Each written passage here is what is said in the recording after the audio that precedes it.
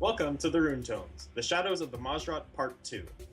In this edition, we'll be finishing up the history of this ancient race, as well as talking about a couple of the more important members of these powerful few. When we last left off, Zamorak had successfully defeated Zeros and was banished. 20 years after his banishment, however, Zamorak returned and solidified his following of the Mahjarrat that joined his side during his revolution. This started the God Wars. Over the next several thousand years, the divide between the Zerosian and Zamorakian Mahjarrat grew, to the point that they were almost two separate races. Both groups, however, had their losses. Mahjarrat were killed in battle, were imprisoned by each other, or were sacrificed at rituals. Only one Mahjarrat, Khazard, has been born during the time since they arrived on Gielinor, and it looks as though the Mahjarrat may one day die out for good. Several Mahjarrat managed to distinguish themselves, proving to be more important than others.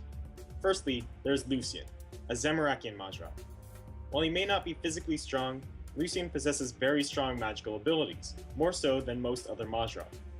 He has spent the last several hundred years building a large spy network across the world, searching for elusive artifacts.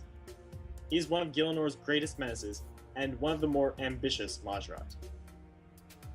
Second, there's Zemurigal, another Zamorakian. Zemurigal is Lucien's cousin, and his domain is more overt and militaristic than Lucien's. Zemurigal specializes in necromancy and uses large undead armies, most notably in his assault against Varrock in the Fourth Age. He owns several strongholds throughout the wilderness. He thinks very highly of himself, and some would call him quite arrogant. Third, there is Aznadra, who is foremost of the Zerosian Mahjarrat in power and loyalty. Aznadra was the single most important Mahjarrat in their history, having consistently been very powerful since their time on Freniskin. In the Second Age, he was Pontifex Maximus, and in the Third Age, he commanded the remaining Zerosian forces until he was ultimately defeated by a Zamorakian army. Fourth, there is Bilrock. Initially, Bilrock was known as Zamorak's lapdog, and as Mahjarrat of average power. In the Fourth Age, he began excavating the ruined Dragonkin fortress of Daemonheim.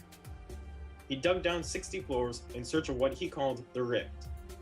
His journals tell of whispers increasing as he descended further, but whether these whispers are real or figments of his imagination is uncertain.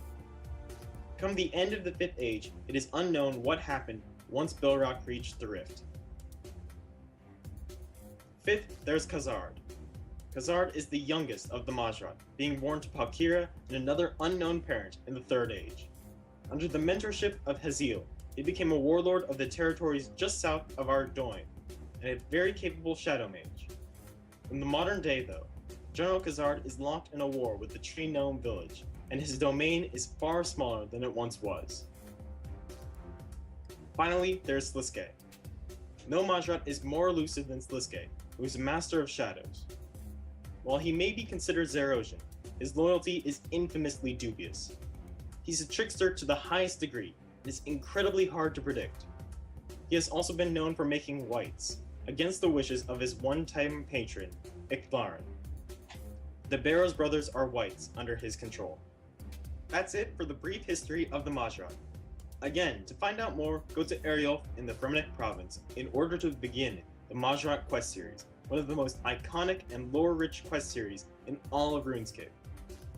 You can also check out the Seercast, where we talk more in depth about lore and future updates news. Join us next time on the Rune Tomes.